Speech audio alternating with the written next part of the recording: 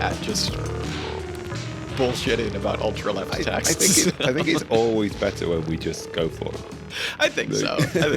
The first couple minutes are always like, wait a minute. What are we supposed to do? But what are you going to do? It's fine. It's fine. Oh, now all this stuff's fucked up again. Hang on. No, wait. No, that's fine. That's all fine. Hopefully I sound fine. I mean, there have been some issues where maybe I don't sound fine, but if I go back and listen to it and I sound like shit, it's just going to be one of those episodes. We haven't had one in like 50 episodes, so, so what? Yeah. I don't know. I bought a newspaper today. Was it a Socialist Appeal newspaper? It wasn't a Socialist Appeal newspaper, actually. No, I thought in the interests of plurality of socialist sects, I would buy the newspaper of their arch rivals, the Socialist Party of England and Wales. Oh, There's one very stalwart guy who attends a lot of protests and just stands in the high street and stands there with his newspapers. And I'm sure he has pleasant conversations and unpleasant conversations with anybody who makes themselves available. Other than that, he just stands there in a stalwart fashion. And which have you had much of a chance to compare it to the Socialist Appeal paper that you got? I haven't read it at all. No, I feel like I'm probably going to disagree with it in all the same ways, and that's going to make the whole situation even more hilarious by virtue of the fact that they hate each other so much. Yeah. I don't know whether the hatred is mutual. I almost told him part of the reason why I was buying his paper is because I had a run-in with somebody from Socialist Appeal, and literally the first thing they said to me was, "Oh, there's that guy around here from selling the Socialist. We're not them. I was just like, I mean, I'm the one person who probably already knows that. And anybody else you're saying that to really doesn't care." Yeah, but you care more in like an anthropological sense. You're more so like fascinated. Tell me more. Yeah. Well, I don't know what game it is. I'm. It's a preamble to a game of some sort. I don't know what it is exactly. Maybe I'm just gonna. I don't know. I'm just gonna engage the. You're playing both sides. Yeah. No, I'm just making engagement with the present left. Oh, maybe great. I build some bridges. Maybe I'll be the bridge builder. Who knows? You are doing Marxist unity in buying multiple newspapers.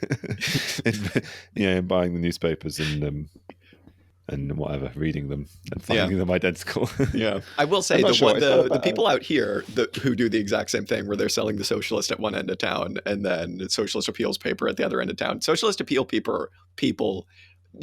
They're kind of typical like sect people, but they do tend to be a bit more maybe nice. Maybe nice isn't the right word, but a bit more Socialist Appeal. Yeah, a bit more approachable, I've found, at least out here. Maybe it's just because I know some of them and it's just like, oh, hey, there they are. Yeah, and they're all the students, I think. Exactly. Yeah, that's probably it. There's something about that. I don't know what it is about that exactly.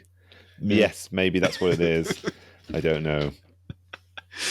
Anyway, it's better formatted, I think. Which one? Socialist The Appeal? Socialist. Oh, the Socialist. The Socialist has much better formatting than the Communist. For sure. Looks very much like a Morning Star clone, really. Anyway, this is not the paper review. This is the graphic design review. Auxiliary statements to. We should do that one day. We should do that.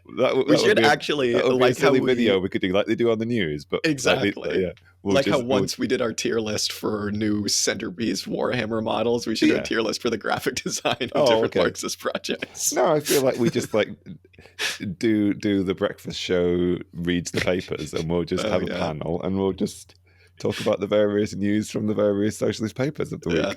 I'd be up for it anyway. On this week, the weekly worker is hassling everybody else, and the socialist is hassling everybody else. Yeah. We could have like a sectarian of the week, and see who's been the most accomplished sectarian. Yeah, I would like to see what the bar is for most accomplished sectarian. I mean, I don't know. What is the metric? It could be you. Hey, I can't award. I can't award myself the award. That would be. I don't know. What are you gonna do? Yeah. Well, I think you're just pining for a little bit of sectarianism after we read some more ultra left material this week. We seem to be we spoke about this a while ago about not necessarily being pigeonholed, but there are some. We've established some people who listen to the show who are probably like more ultra left in their leanings, which is cool. Which, you know, hey, right on. And funnily enough, those people, whether they make up an outsized proportion of whoever listens to the show or whatever or not, they tend to be much more open with reaching out and being like, hey, you should read this. This thing's pretty cool. You should read this. I mean, it would be really funny if we just got people being like, there was this great article in the Socialists today. You should read that. That would be amazing. That'd be very here's funny. A piece by Pol Pot. You should read that. Yeah, exactly. Yeah, be wary of Pol Pot. Dan does have glasses, so be wary of that. Yeah. I had to take my contact lens out. They were itching too much. Well, I like the glasses. You have very nice looking glasses. It's fine. So maybe we just get right into it. Right into it. I say after we've been on like a diatribe about the sectarian newspapers in England. So two separate people about a couple weeks ago reached out to us. Two people within the course of like a day, which I thought was very funny. And then I think I later found out that they know each other. Uh-huh. So two people. One of them, their name was Matt, and the other one's name, I think, was Phil. No, not Phil. Phil wrote this book. Ian. So Ian reached out to us first and was like, hey, keep up the good work, everybody. You should. The email began by being like, in the vein of EndNotes and Matic. I was like, yes, read more. Excellent. And they both basically suggested this book, which we read for this week. We read an entire book, which is Hinterland by Phil Neel, which was published. I should have looked this up. 2018? Published, 2018, I think. He talks about writing it in 2016, but yeah, published in 2018. So it's one of the more recent things we've ever read, if not the most recent thing. And what it is it's like supposed to be a communist like geographical analysis, or like new geographical analysis, in the vein of a lot of these kind of like the people that we've come across for the show before.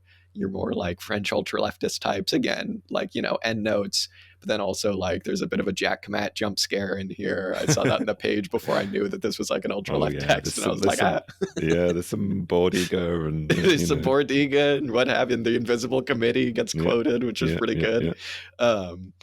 But basically, it's the subtitle of this book is America's New Landscape of Class and Conflict. And it's kind of trying to put forward a new geography that kind of gets past the typical things that the ultra left are trying to get past. You know, proletariat, the people that work in the factories, these need to be the people that do the revolution or whatever. But then also in a geographical sense, like it's trying to get past ideas of, you know, the urban centers versus the suburban centers versus rural divides.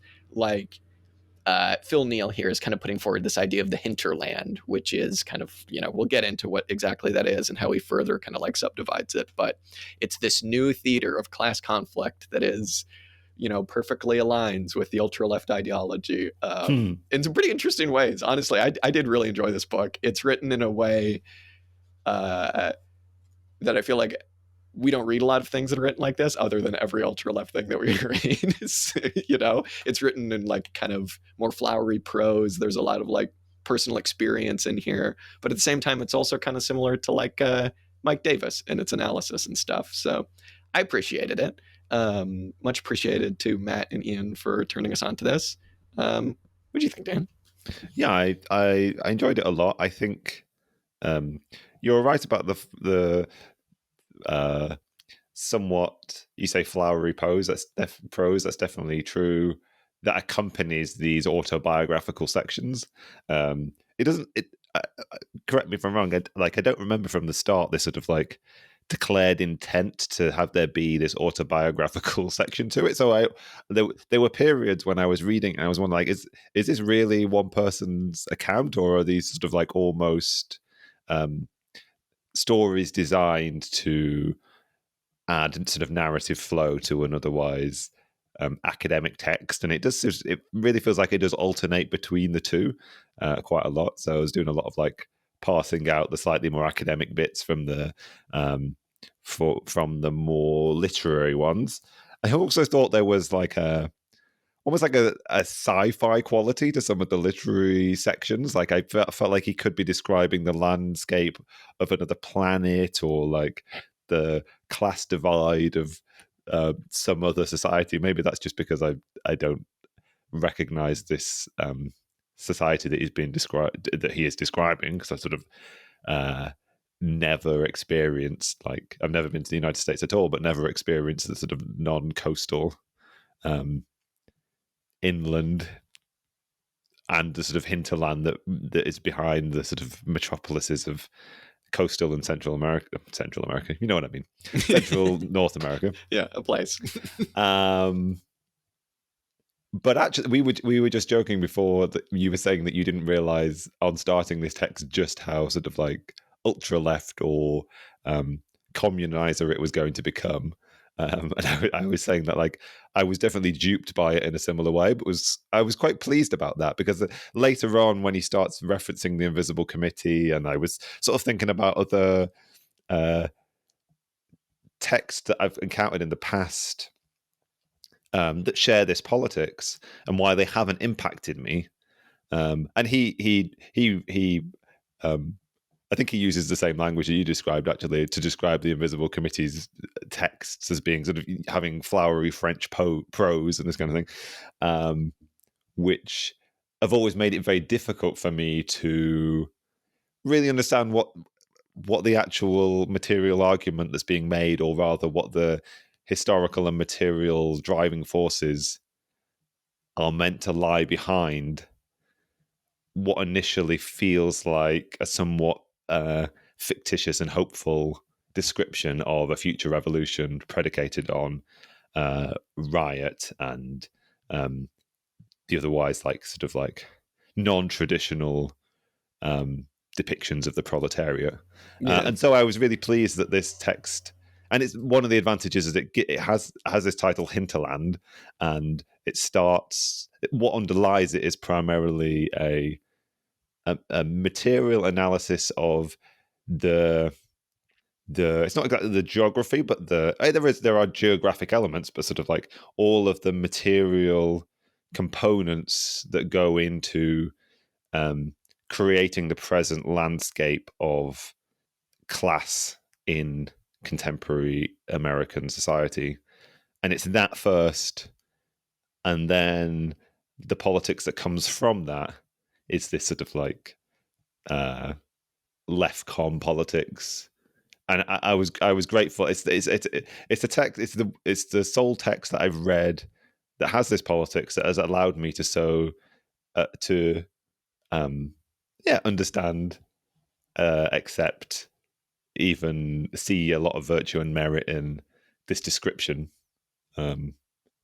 That feels like quite high praise, actually, and I think it's deserved. I think it's deserved. I enjoyed it. I really did enjoy it. It was very enjoyable. And a couple of things. I think I totally agree in terms of like the way that he describes a lot of the politics of this kind of like, as we're used to reading the kind of like French ultra left stuff. Like I said on the show a while ago, like last year on vacation, because I'm a loser, I read the Invisible Committee. What's the book? Is this you read Gilles Daudet? Did you? No, I read the Coming Insurrection, or the Coming Insurrection. Yeah.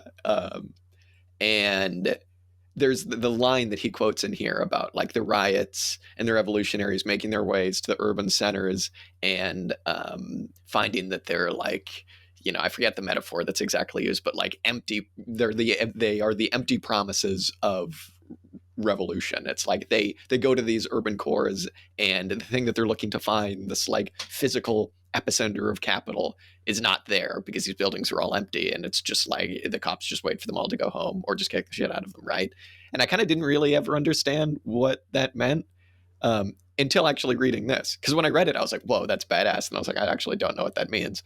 And he does a really good job of explaining not just that specific line, but like a lot of the kind of more pro-riot, anti-strike, kind of anti-workerist kind of stuff that you find in like French ultra-left stuff, or just ultra-left stuff in general.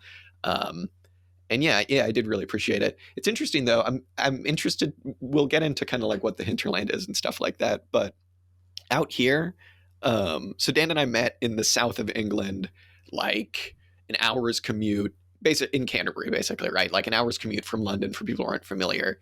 And the kind of this part of Kent, and specifically more so like East Kent, is really kind of like an interesting, just England in general is so interesting in terms of its class structure and geography. Because I was really doing some thinking too. I was like, how familiar am I with this idea of the hinterland, or what it is that he's actually describing? And out where I'm from, there are a lot of it's like a mixture of a bit closer to the coast. It's like, coastal elite kind of stuff and like vacation places or whatever, right? But then also like it's heavily rural, and there's a massive Amazon logistics center that got built a couple of years ago, right? Smack dab, that employs a bunch of people, right? And so I was like, okay, so like I recognize a lot of what he's talking about here, but then in England, it's so strange because it's like you could seemingly apply a lot of this vocabulary to England, but then the weird thing is it's like, I don't know, there will be a kind of hinterland type area, some of the more like rundown coastal elements, specifically around here, right? Like Dover, or like some of the like East Kent places, maybe in Thanet. Um, but then it's like you go like a mile inland, and then there's like a fucking like palatial estate that's like still owned by like some baron that's on 100 acres. You know what I mean? It's just like, it's so strange. So my point in bringing all this up is that he really says that he makes the point that the hinterland, this idea of the hinterland, is a global phenomenon. Capitalism is global, and this is a global phenomenon. But it was interesting to me, kind of being like, well, how much can I apply this to like my own personal experience? I don't know. It's strange. England specifically, I don't know. It might just be a whole other kettle of fish, but yeah, I don't know. I mean, I feel like there are particular things in his narrative which relate specifically, in some ways, just to the geographical scale of the United States, and how its infrastructure and how the flows of capital cross it. I think there's degrees to which, particularly in Kent, as you're describing, where there are pockets of this laid on top of one another. Like there are, because I was recently visiting Canterbury, and it was interesting to be reading this book at the same time, because I was doing a very similar thing. One of the things that I struggled with this book, right, was that it takes quite a long time for him to give quite a concrete description of the hinterland, what it is it's describing, the historical economic process that brought it about. And so I sort of struggled to parse it from an otherwise just sort of almost conventional description of economic growth and then crisis. And I think in a lot of respects, actually what he is giving is a description of the history of the past, well, the sort of post-war boom and then bust in the United States, and how the economic structure of the country grew with that and then declined. I think you can find those places. There are certainly places analogous to what's described in this text in the UK, but I think also the scale is different. And there are sort of pockets of deprivation everywhere. Like almost everywhere's got sort of a council estate, and everywhere's got a population that's potentially being left behind by new waves of gentrification or inward migration or something, which is happening all over Kent. I just feel like Kent is just like entirely a commuter belt, the commuter space for London. And what it felt like to me was there's just so much more wealth than there is where I'm now living. Like, but anyway, yeah, I think we could probably come back to this. I think actually because once we sort of maybe we can illustrate what the hinterland is, and what elements of economic activity, I suppose, allow for the maintenance of a surviving economy and a thriving economy and population, or what things as they retreat leave behind them all of the symptoms of the deprivation that he's describing. And I think we will find those in the relevant examples that we know of in the UK as well. Yeah. Yeah. I mean, yeah, you're right. Everywhere has a council estate, or like 2 or 3 or 4, and an industrial estate, right? And then also the part of town where it's just like loaded people commuting from London, right? Yeah. So you're absolutely right. But it was funny, like I was on the coach back from Kent to Cornwall, and like the coach stop for Reading is just like just off the M5, and you're sort of driving past the outskirts of Reading, and it's just like what I assume are like just call centers, like a huge Verizon call center or something, like office block, and there's like loads of different office blocks for various different multinational corporations, which are a feature of like sort of elements of the sort of like immediate exurbs that make up the near hinterland that Neel describes in this book, kind of thing. So Yeah, it's funny. I anyway. know exactly what you're talking about, exactly where you're talking about. And when I've been past there on that bus trip, it's just like I remember being very homesick for LA because it's just like, oh, these warehouses with just like some fucking huge logo slapped on the front. It's just like, I know it well. It's almost weird seeing it in an English context, but yeah. So just to go off that, and so we'll get into it a little bit. He begins this. You were talking about scale. He begins this by talking about his travels in China, and he talking with the people who live in China's massive hinterlands and massive cities, and he basically that's kind of his introduction to describing the hinterland at all. He doesn't start with America, he starts with China. And he is like, we kind of all think about this hinterland of China and we can all kind of picture it. But the only difference between that and America is one of scale. Americas are just smaller, as crazy as that is to say, right?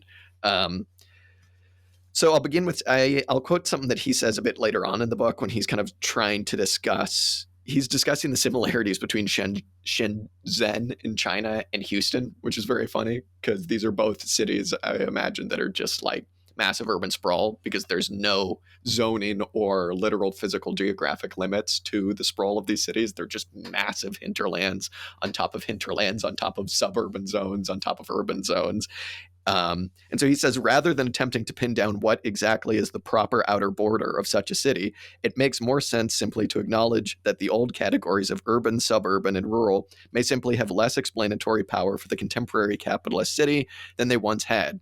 Instead, we can define clear islands of affluence encircled by a near hinterland composed of identifiable industrial logistics expanses that gradually fade into a farther hinterland of agriculture, black markets, and half-abandoned fields, factories, and forests. So that's kind of like the key, categorization that he makes here in his kind of like communist geography, which is the cities, the urban zones, and then the hinterland, which he splits up into the far hinterland and the near hinterland.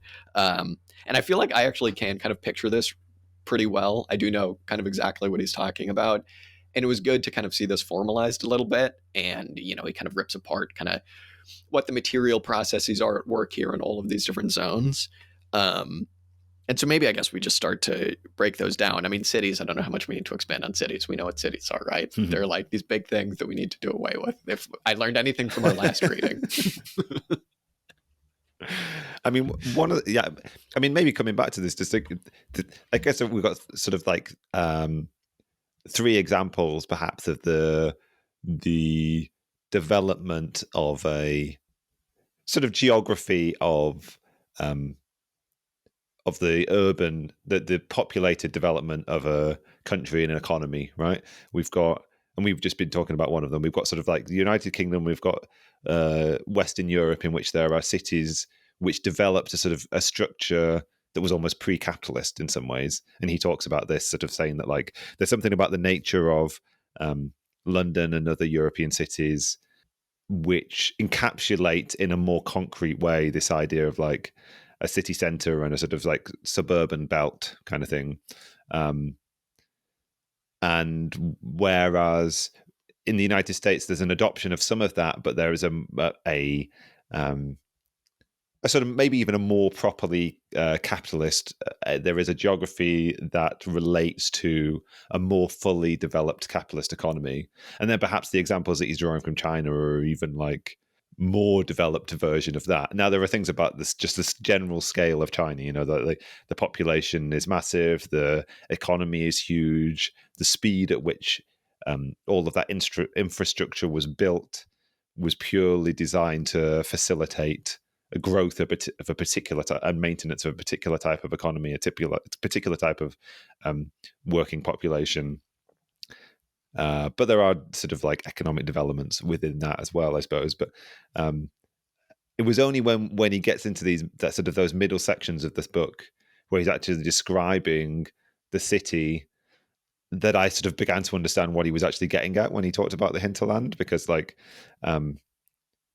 he starts to talk about the things that make a city viable almost, and he talks about the sort of like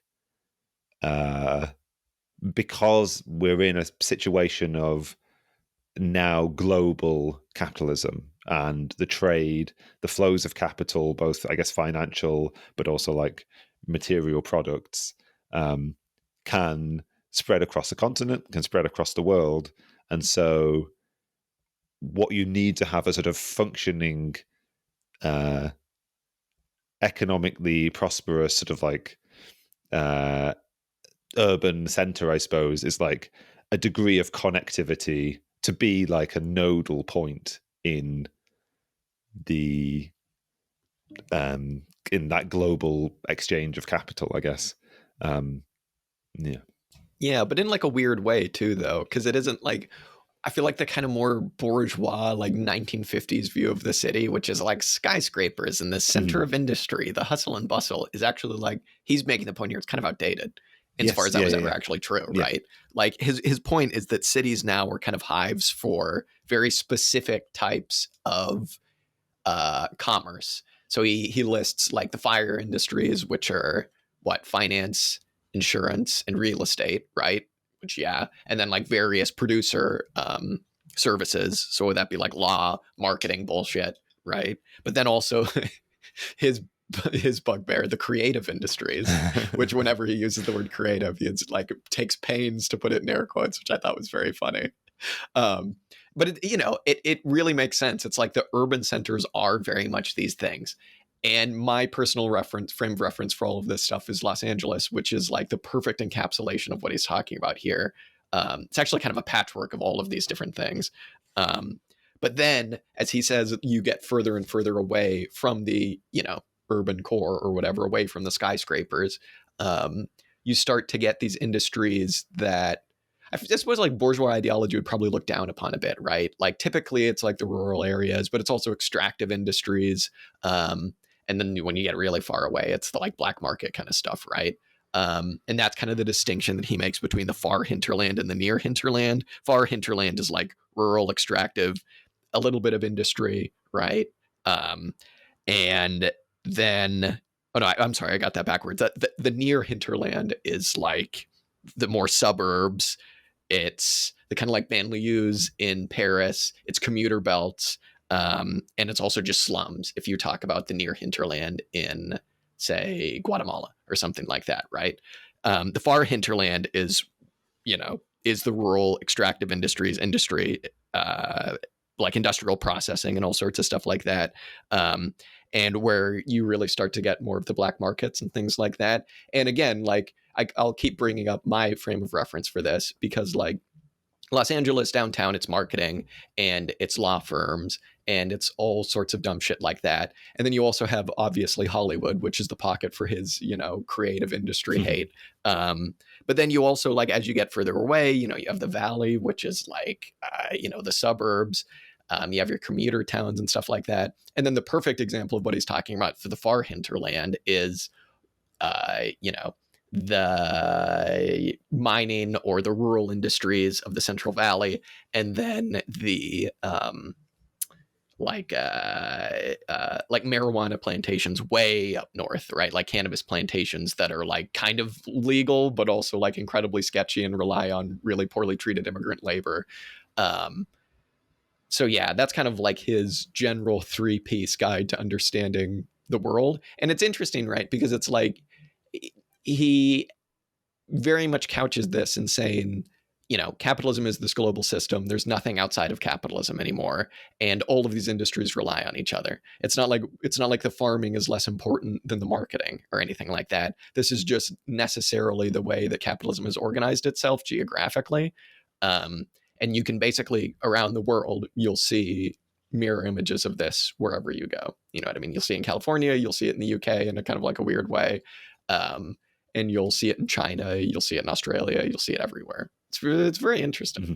I mean, he describes the urban centers of the world as being all identical in a lot of respects. Like, I mean, they house the same industries, but like they're just sort of sold as glass skyscrapers. And like, I mean, he enjoys also poking fun at like what I presume is like hipster coffee shops with all that have the same counter My and the man same layout. hates coffee shops. Yeah. Yeah. I mean, obviously, one of the things that I always enjoy about a text is if it gives a sort of historical explanation of an economic process. And so much of this is about the sort of push factors that affect the movement of people throughout history. And one of the things he's talking about that correlates with what you were saying is the kind of like how city centers don't for the most part, like don't house like the urban poor anymore. There's been this sort of like process of like, there is this idea, and in the 1950s or whatever, you had the creation of like your conventional urban center, and then you had sort of like potentially like primarily white suburbs, more affluent. But in some ways, there's been the opposite movement, right? And we can all recognize this. This is sort of this gentrification of the city center, and actually, those people that would have been the poor population of the city center have now come to populate the former, or in some places anyway, former wealthy suburbs. And the people who work in those places are largely, in a lot of ways, like facilitating the service economy that services, I suppose, the financial centers, I guess. Like he describes working in a factory that makes sandwiches that sort of prepackaged that will go into the city center and either like be part of buffets in rich boardroom meetings or what have you. But the same, you can see the same in like London, right, where all the people that work in the service economies, I don't mean like financial services, obviously, I mean like conventional service economy of like central London. Nobody lives there, right? Everybody's commuting in to like work in the food courts, in the shopping centers or whatever. And then in some ways he describes the opposite effect, right? You've got his far hinterland, which once at the sort of boom of American industry, the sort of like, I sort of picture it like there was this economic process in the mid 20th century where America boomed.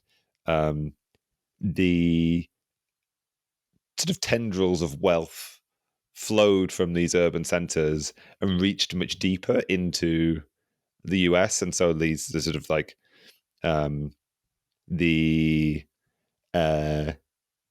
transfer of wealth, but also the sort of the general economic flows were more substantive. So if you had a degree of raw resource extraction going on in the United States, which doesn't exist in the same way as it used to or on the same scales. You have degrees of manufacturing, which once again don't happen on the same scales because there's been wholesale deindustrialization. The wealth just sort of doesn't reach into the far hinterland anymore. So you have inward migration from the far hinterland into the near hinterland, and you have sort of outward migration from the urban center to the near hinterland. And what he's creating toward the sort of like leads to the culmination of this book is a picture of the near hinterland, which is a sort of new, in some ways like class melting pot, but like racial melting pot, but like where all the same economic forces are driving people to the same place from different places. And it's sort of creating the new sort of fertile ground for revolutionary class action, I guess. For the ultra left utopia. For the ultra left, yes. Yeah, it's interesting.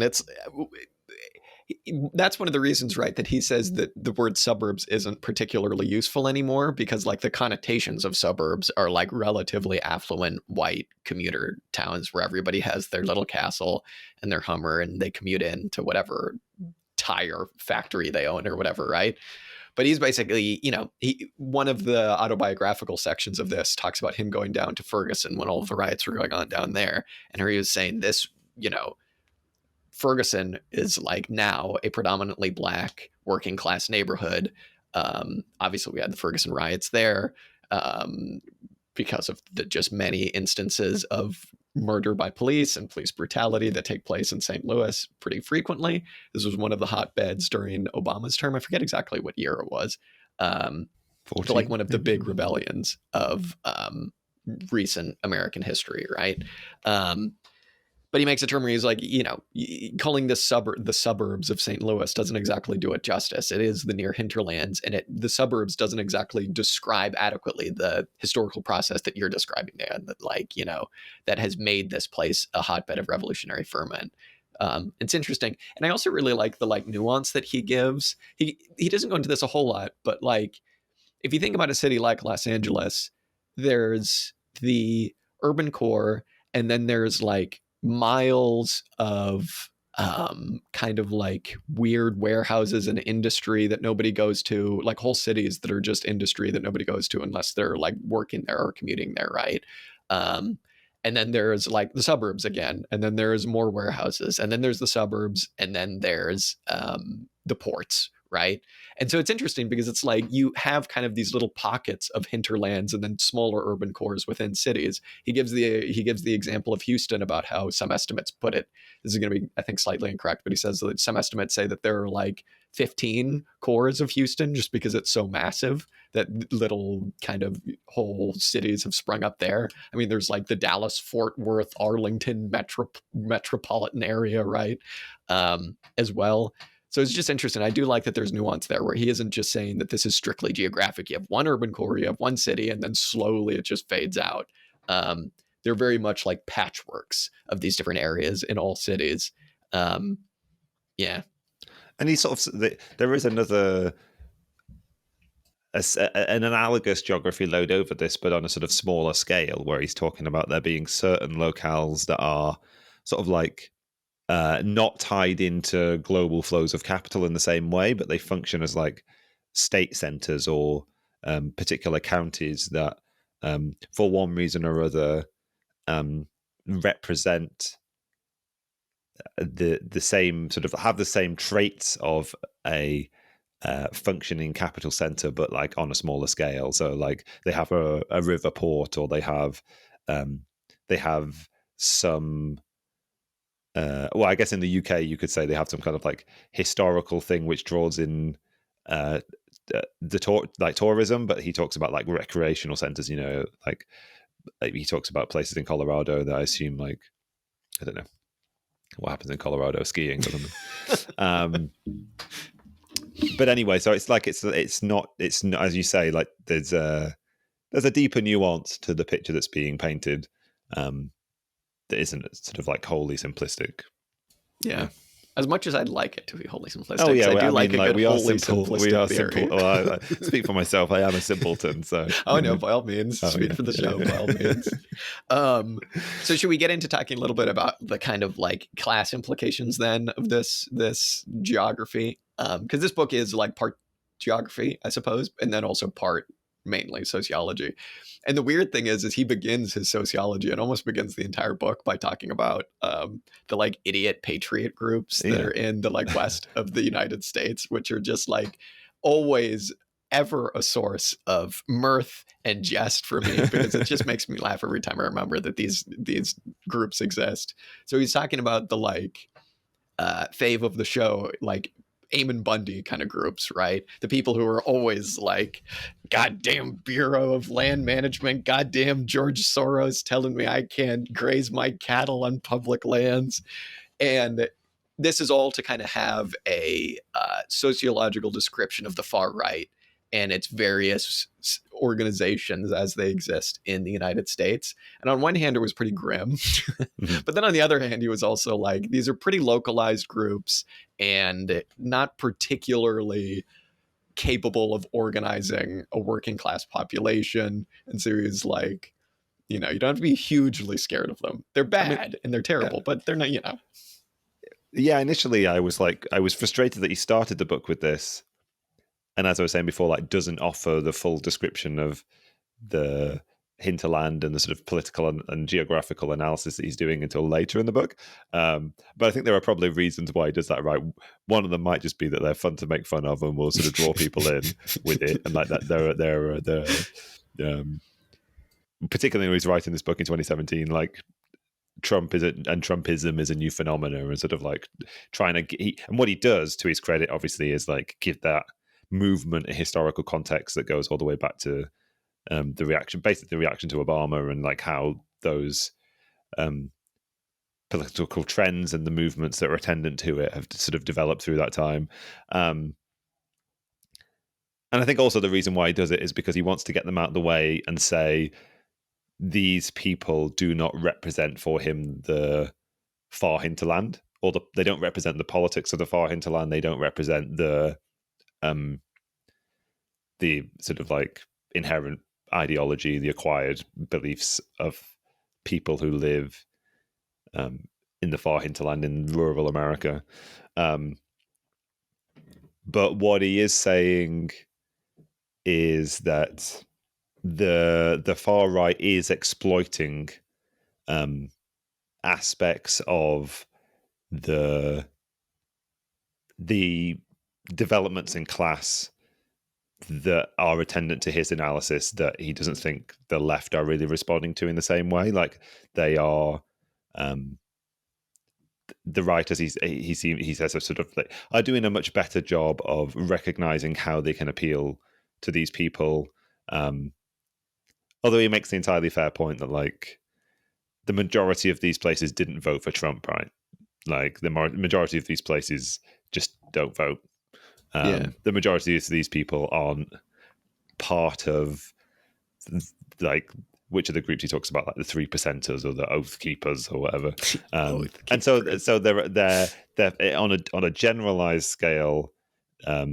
This ideology doesn't represent the hinterland. And then, as you're saying, like, or as part of what you were saying was that they're also quite geographically specific and specific to certain material economic circumstances, particularly one around like the relationship to land and the Bureau of Land Management and the Forestry Service, and like how these create conflict points between really what is like aspects of the petty bourgeoisie and or like owners of ranches or mines who, for various reasons, are brought into conflicts with the state.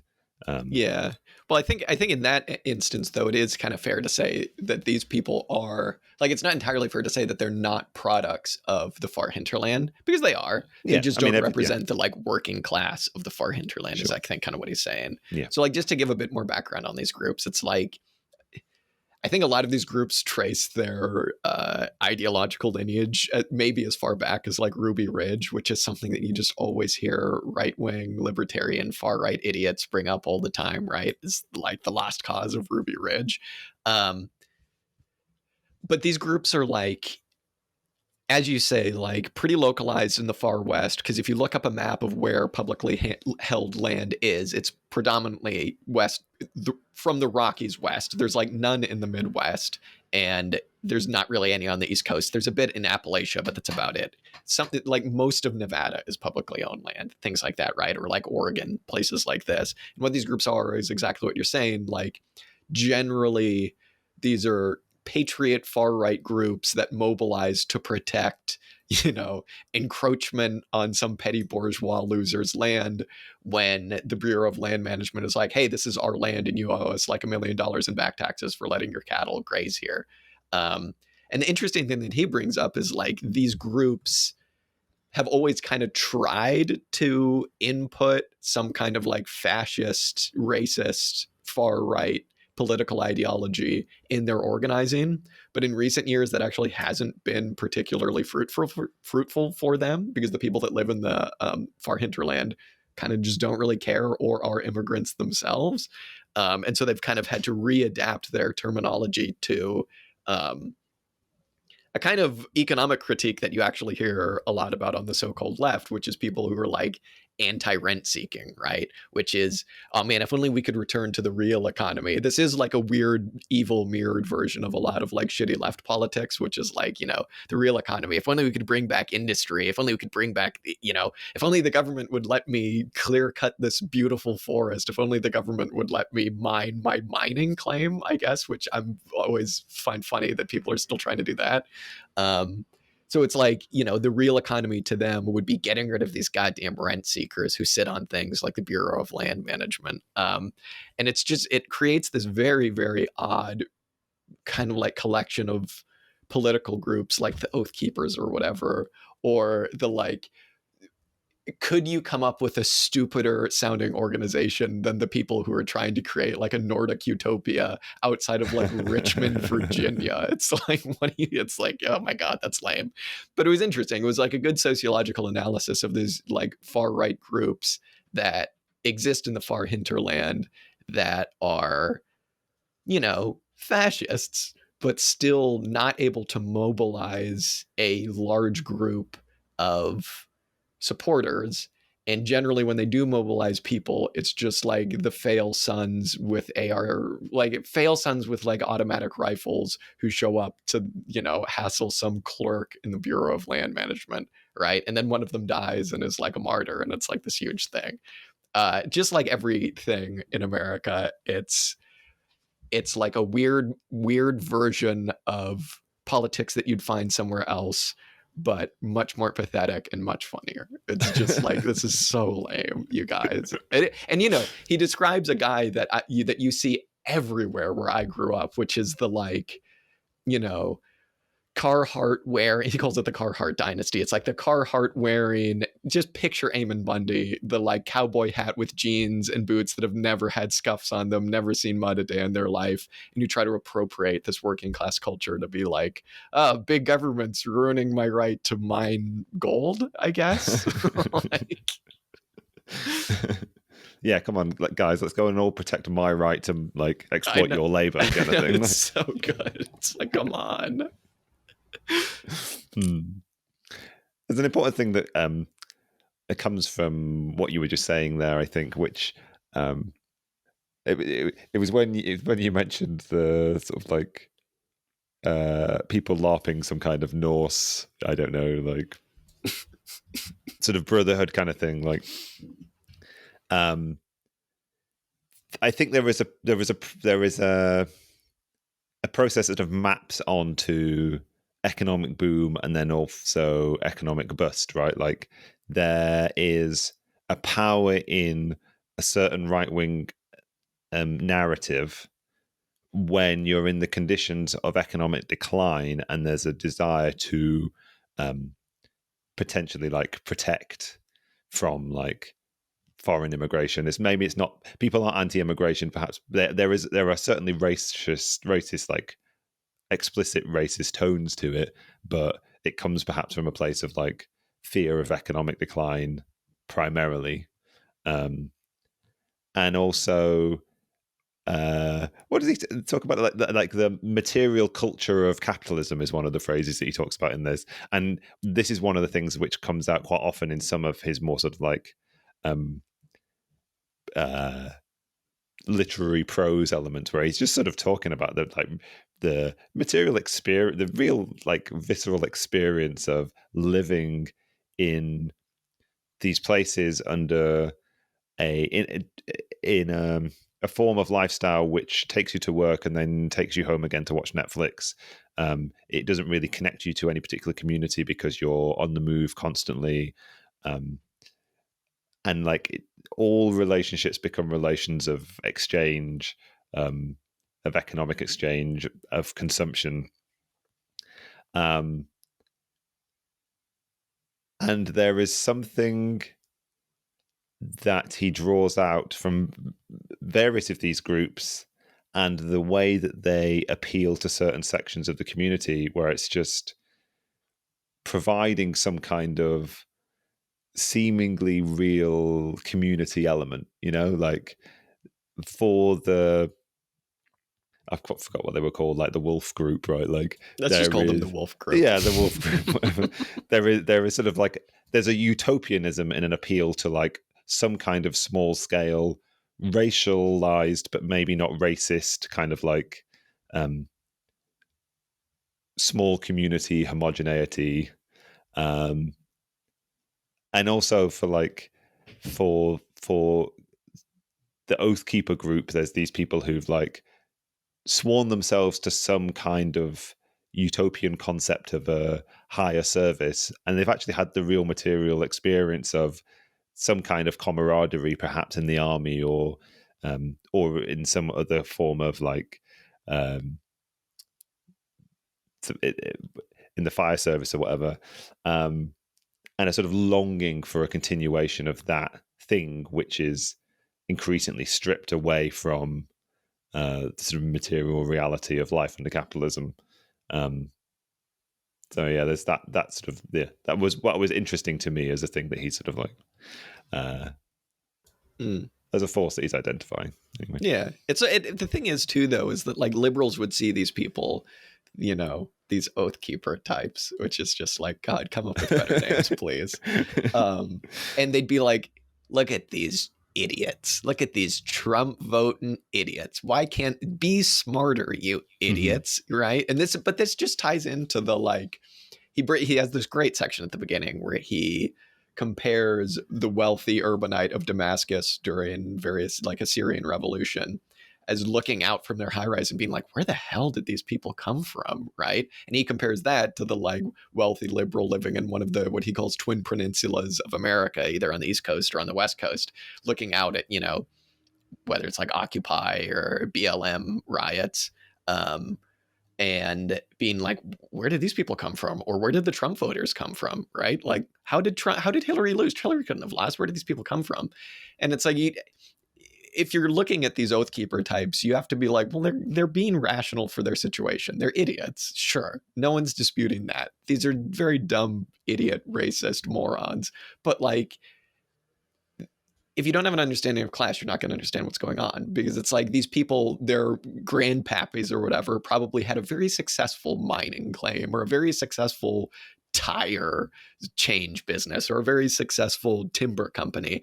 And now they're seeing their livelihoods dwindle away. And, these rent seekers are coming in and telling them what they can and can't do. And so what do? They blame the liberals on the East Coast and on the West Coast. They build these conspiracies, anti-Semitic conspiracies. They build all these different things, and they become Trump people, right? And it's like a similar thing that happens to working class people. He talks about this a lot, about how some of the biggest potential for communist revolutionary activity is in the white, what would you call it, like the poorest segments of the white population in America, because they've seen their livelihoods go from the baby boomer generation, where it was like, hey, things are pretty good, I can kind of just coast, to now it's like, wait a minute, I'm living on a trailer park, what happened? And to him, that's kind of like the virtue of the working class, is that if it's nurtured, will lead to revolutionary foment, as opposed to like, racist George Soros conspiracy kind of bullshit. But yeah, I mean, these people, people act rationally, even if they're acting quote unquote irrationally, I guess is what I'm saying. Mm-hmm. Yeah, he sort of champions the narrative which says that it's not sort of like constant impoverishment and immiseration which creates a revolutionary moment, but one where a future is taken away, almost like there is progress and then there is a sudden decline and a sort of loss of possibility. And that's something that runs throughout this book. He sort of refers to it again with different groups as to sort of representing that revolutionary potential. I wanted to bring up the way he uses the idea of power, because I think it sort of links the beginning section of this book when he's talking about these aspects of right politics, which speaks in some ways to the sort of needs of the hinterland, and in relation to how the left operates and should operate. And I mean, I guess one aspect of this is the ways in which what he's saying the right is doing correctly is just meeting people's need. And like, it's quite interesting actually. Like, he talks about this and through an analysis of insurgent and counterinsurgency, sort of like military analysis kind of thing. Like, the reason why an insurgent group in one of the myriad Middle East countries invaded by the United States succeeds is not because people are initially won over by their political or religious rhetoric. It's that they have material power and they can meet people's needs, and they usually start by actually just like trying to service the community in some way, and like a political fealty comes after a just a general recognition that these people have something that you need and they can benefit you. Well, more than that too. It's just that there is a group that has power at all. I think that was also one of his points. Yeah. Particularly in the hinterland, where there's just like no real connection to, like, nobody has anything, right?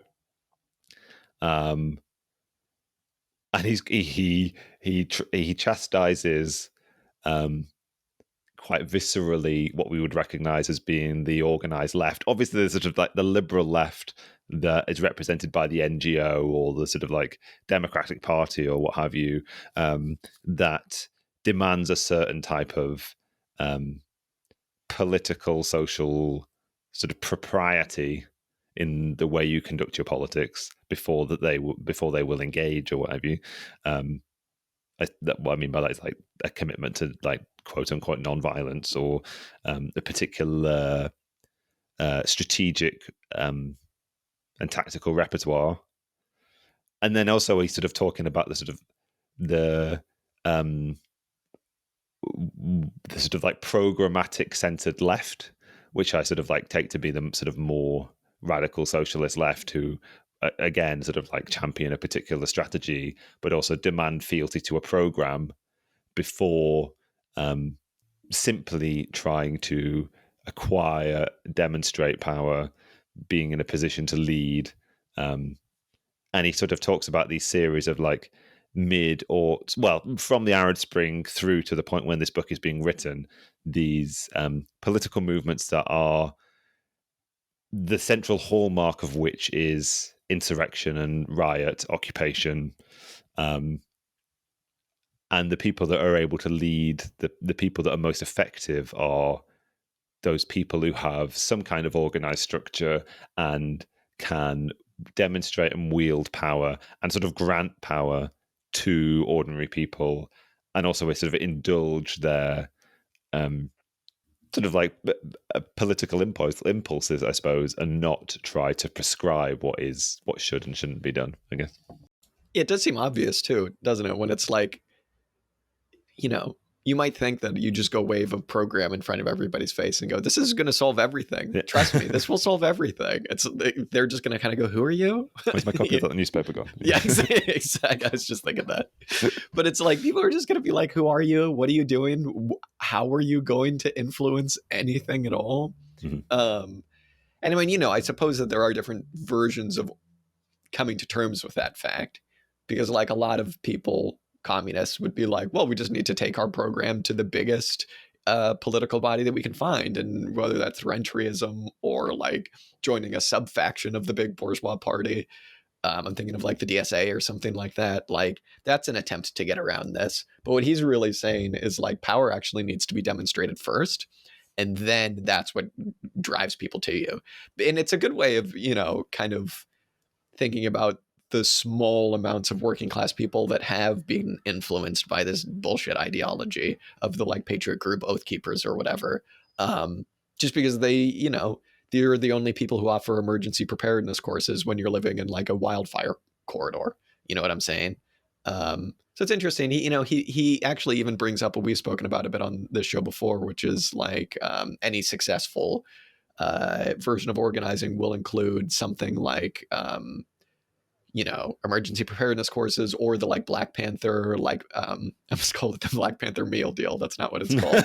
But the like I forget exactly what it's called. It wasn't the meal breakfast deal. club or something. Yeah, I don't think it was the breakfast club either. either. But it's something along those lines of, again, stepping in where in places where capital can't organize, where the state isn't providing, inner city kids with meals, provide them with meals. And then people will be like, this ideology, I like it. As opposed to trying to put that ideology first and chastising working class people for not following you. Because it's like, realistically, like, why would anybody in their right minds go to the DSA and be like, they'll change everything? Why would anybody go to Socialist Appeal and be like, they'll change anything, And it's not a political strategy that's unique to the ultra left or what have you. Like, it's just the same idea, I think, of like building class independent organizations, or like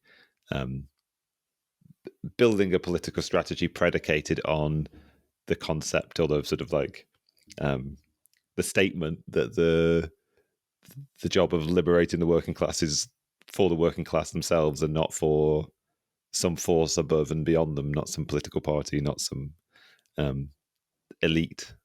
That feels like the trap. That feels like the trap that the political, the sort of like small sects of the left fall into at the moment, is thinking that they're going to be the nexus point, the sort of like central point of people's liberation. Like that they're the thing that people are going to flock to. Yeah. Having said that, though, if only people would just understand labor time planning, then we would be fine. Just listen to me. We should touch on the material community of capital stuff. You touched on it a bit before. I think that's kind of key to all of this. And that's the Jack Kamat jump scare that happens pretty early on, where he's like, French ultra leftist Jack Kamat says, and I was like, oh, it's one of those books. But it's a really interesting idea, and it gives an answer to a question that I think we all need to be asking ourselves, and certainly one that's been on my mind a lot as we've kind of read more and more stuff, which is like, where did the workers' movement go? What happened to it? Why no more communism anymore? Why aren't people interested in where are all of the Lenin posters? What happened to the good old days? You know what I mean? Which is to basically say, like, during the earlier parts of the 20th century, as we entered in the specific phase of subsumption of capital, like, there were a lot of people involved in, well, depending on who you ask, there was a proportion of people that were involved in the actual like heart of productivity of the global production chain, right? And this led to working class organizations using the mass strike as a tool, using trade unions as a tool, and using social democracy as a tool to kind of try and get past capitalism. And now we don't really have that anymore. We have strikes, but they're kind of infrequent. And when they do happen, they're just to get better wages. Of course, you still have wildcat strikes when people are fed up with their fucking unions. We have unions, but they basically just translate the language of working class energy into one that management understands. And so what's going on? What's different now?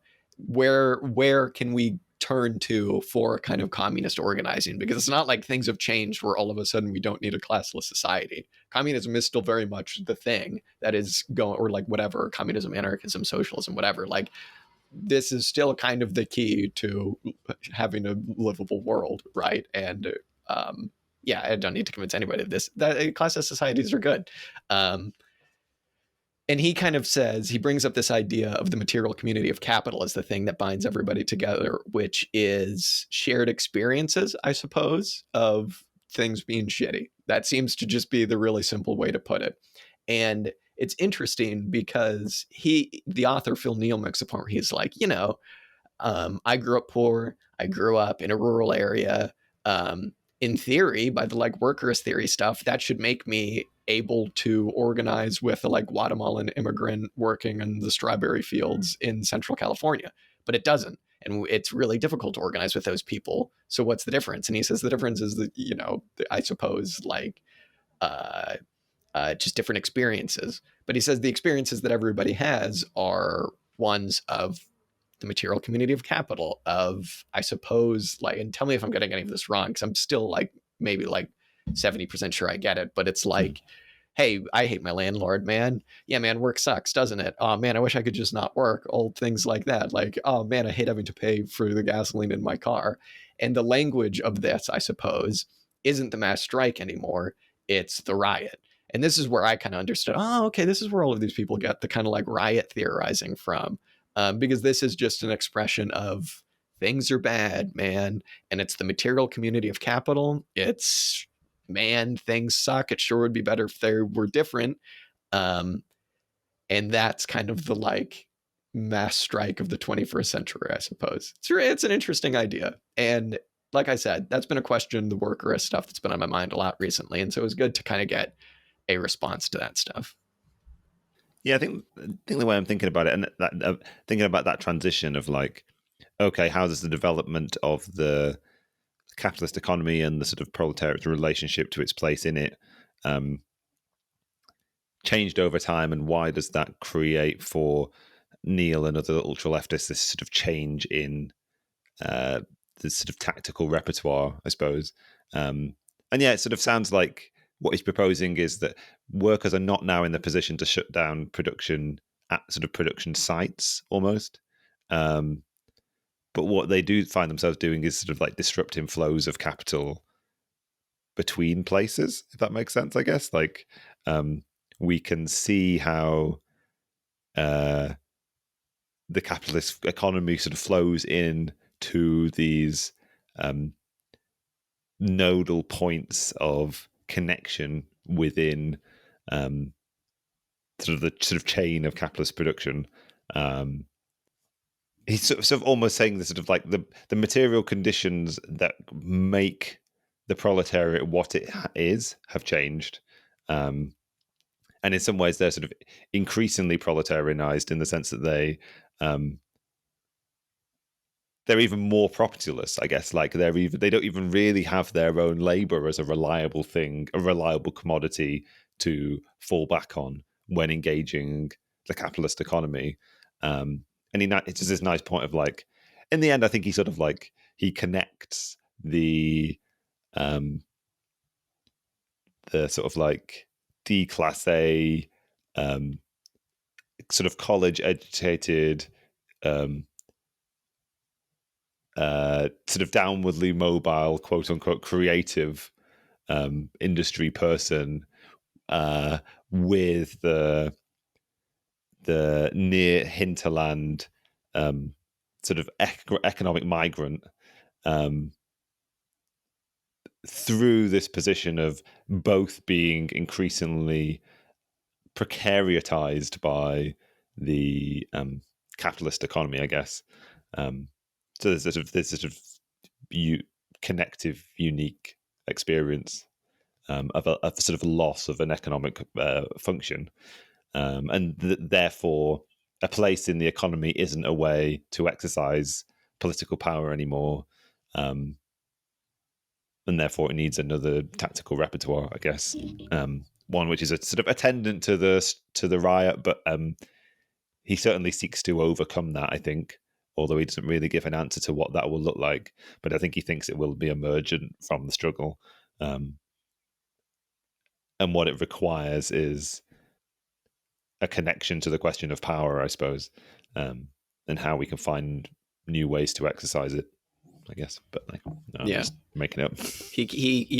He quotes Jasper Burns as well in this. And like I said, when we read Jasper Burns for the show, what Phil Neel is putting forward here, it's the most fun version of organizing that you can come up with. It's just like, it's some, and people who would maybe be operating in bad faith would call this adventurism. It's kind of just like, I don't know though, it does kind of make sense. And I do kind of like the like theoretical background that he gives to this idea of like supporting the riot. And basically he kind of comes down on your strategy just needs to be pushing these moments of insurrection as far as they can go as an end to themselves, kind of. I mean, there's nothing in this book, because this isn't a book on strategy. There's nothing in this book about like what that would look like necessarily and what goals you would be having. But it's basically, from what I can tell, it's the Jasper Burns communist action thing. Just push things as far as they can go for the sake of it, man. Which, could probably be a bit irresponsible in some hands. You know what I mean? But you also see what he's talking about. Like when the proletariat is defined by its dispossession, way more so than its privileged access to the means of production, to the machines that make the, to the power looms powered by the steam engine. Like that's not anybody, right? Like, and even if it was, the capitalist would just fire you and go get somebody else. Like when that's the case, these moments of insurrection are what matters. And that's true. It's just a matter of how you give them meaning beyond the acts themselves. Maybe some of the more ultra left types would say, you don't have to. That is the end to itself. It'll figure itself out. Whatever. But one other thing that I thought was really interesting, just really quickly, was when he was like, the ability of these actions to be successful has depended on recently the ability for the riots, insurrections in the urban cores to draw from the near and far hinterlands of people who are pissed off. It's interesting. I was in Paris during a lot of the Yellow Vest stuff, and yeah, those people, I mean, explicitly, those people were like the pissed off people about the gas tax coming from around Paris or even like further away in France. And he gives the examples of riots in Syria, in Egypt, Hong Kong. and so, yeah, it's interesting. Yeah. The last thing, what did you on the last thing on his strategy stuff? What did you make of the communist oath stuff? Because I don't think I understood this. I completely forgotten. No, I'm glad. No, I'm glad. No, I'm really glad that you bring it up because, like, then it's another way, sort of like circles back around to the beginning of the book, right? Like,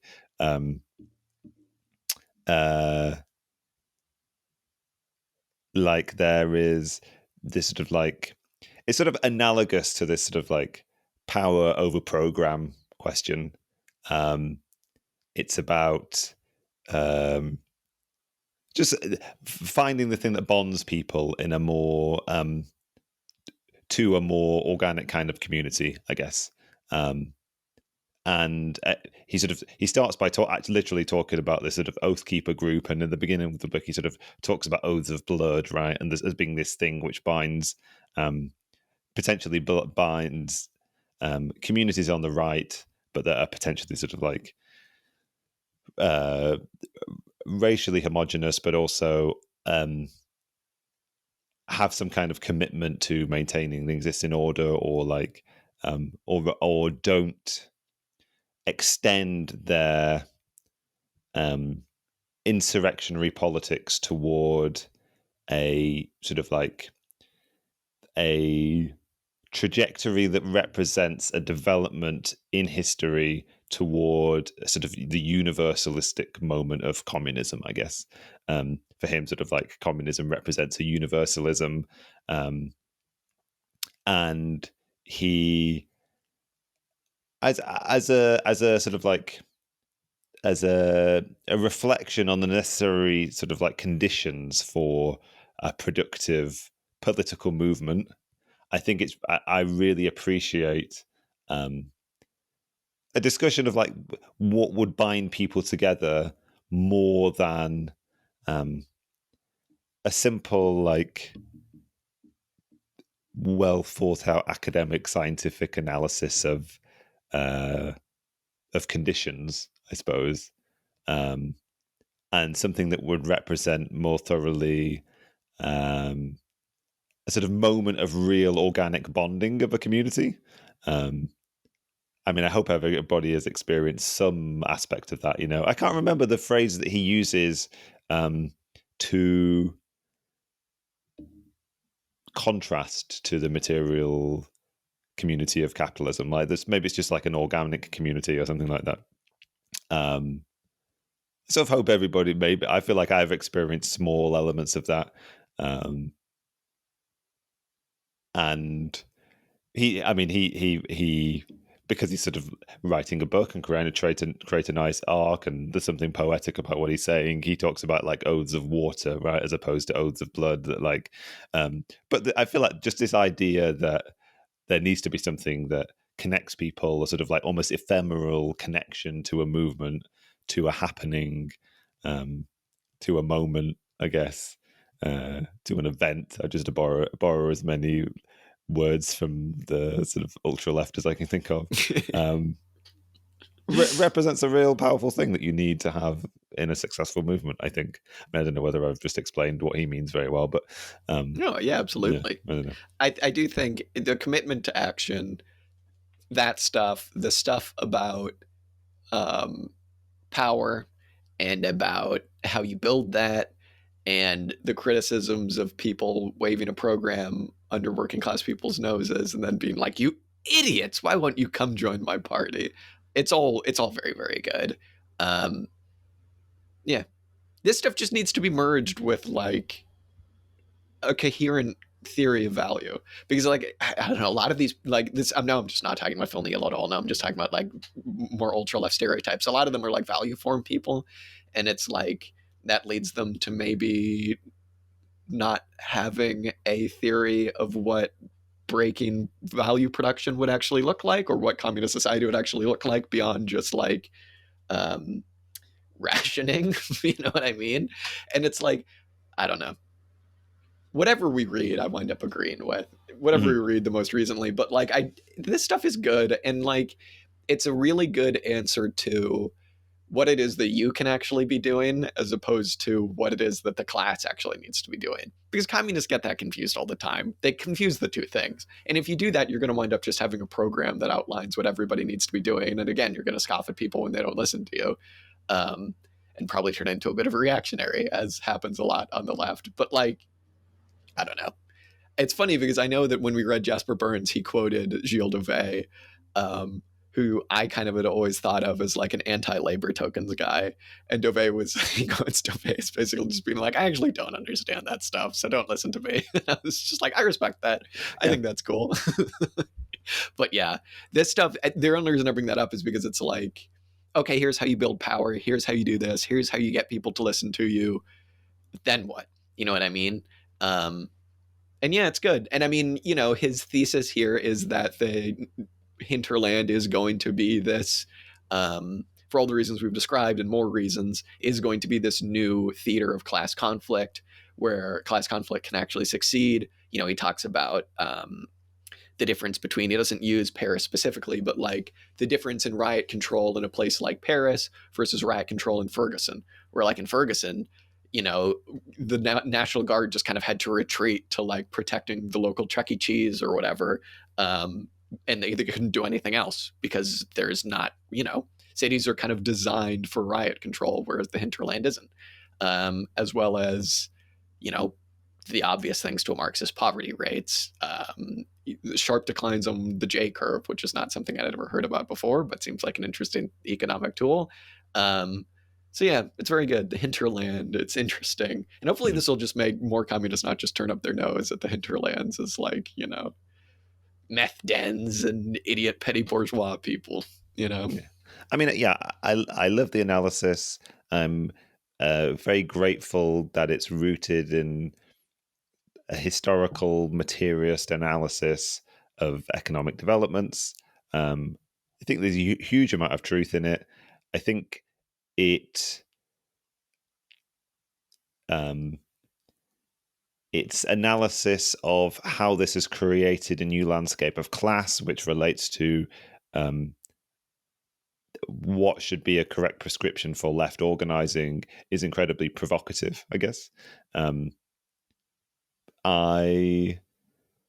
thing that always makes it difficult for me to break with like the sort of like worker is left fully, I suppose, is that we do need some kind of economic program. Like we do need a what do we do the day after the revolution, you know, like, and we do need to be thinking about this beforehand because I mean, in some ways maybe the flows of capitalism are becoming so alien to us, I guess, that it's just impossible for us to take it on board and reshape it and create a productive system which is analogous to what was envisaged by early 20th century communism, I guess. But I guess also it's worth remembering perhaps that the text that is our touchstone for what a communist economic program should be was written by a group of ultra leftists, I guess, of a far different stripe, right? Ultra leftists of their time. It's the councilists, but I don't know. Yeah. Well, hopefully somebody figures it out, Dan. That would be pretty cool. We'll read their once that person figures it out. We'll read their book. Yeah. And we'll go. We're like, yeah. I think we are some guys, but we're not the guys. No, we're never claimed to be the guys. No. Yeah, interesting stuff. You gotta keep reading the ultra left stuff to keep you young. You know what I'm saying? You gotta keep reading the ultra left stuff. I was disturbed by how much I was like, I understand and agree with this. I was like, okay, because it's really easy, and he kind of points this out. It's really easy to read the coming insurrection stuff or whatever, or even endnotes, and be like, just kind of like roll your eyes and be like, yeah, okay, Frenchie. But he unfortunately does lay it out very clearly here, and it's like, oh, okay, I kind of get it. I get it now. What are you gonna do? Yep. Highly recommend this. Yeah. Thank you to the listeners that recommended it to us. I'm very grateful. Very grateful. Yeah. Hinterland, a classic. Oh yeah, we didn't even talk about, we said at the beginning we were going to like use this to talk about current events. We didn't even talk about Trump, which is like a core feature of this book. So if you would like to understand a bit more of like, where did all of these people come from who voted for Trump? This is pretty good. Yeah, and nor did we cycle back to geographical analysis of Kent or Cornwall or the hinterland in between. But I think all you need to know about that is just like, it's what we said. It's more nuanced than that. There are parts of Canterbury that are like commuter belt rents are really high. Then there are the industrial estates and the council estates and everything. And it's like that everywhere. You know but also you could do worse if you are in a position to choose, you could do worse than to live in a place which is close, like geographically close to urban center, but also is a university town that also has some tourist trade, and in the case of where I live, also has a functioning port of some sort. So I don't know. Yeah, and there's nothing nefarious going on in that port at all. No. Nothing nefarious at all. It's funny. I mean, the nefarious activity that goes on in that port is repairing the super yachts of the uber wealthy. I remember going out to the port and seeing what was probably a 40-50 foot sailboat, and then I looked to the left and there was one that just dwarfed it, and I was just like, who are these people? Like, give me a break. What are you gonna do? It's funny though, I was thinking about like the university town just in relation to this, and I was like, I've lived here for like 6 years, and my job prospects have always either been work in food service, work in retail, work at a university, and that's it. It's like, so if it's like, it's better than I guess working in like the mines that he describes. Material community of capital though still kind of sucks. All still kind of sucks. What are you gonna do? Oh yeah, such is life. All right. Well, thank you very much, Dan. Another ultra left book ticked off the list. We'll get through them all one day. Yes. Next stop, the coming insurrection. Oh God. All right. Talk to everybody later. Right. Bye-bye. Bye, everyone. Thanks for listening.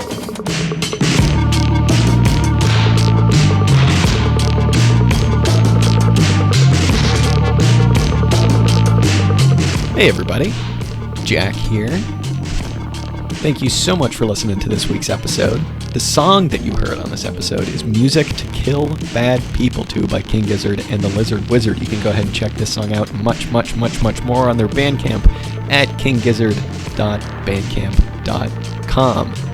If you want to go ahead and get in touch with us, chat shit, tell us that we're wrong, whatever you want to do, you can go ahead and do that at auxiliarystatements@gmail.com. You can just send us a message there, or you can get in touch with us on Twitter, on Discord, on Instagram.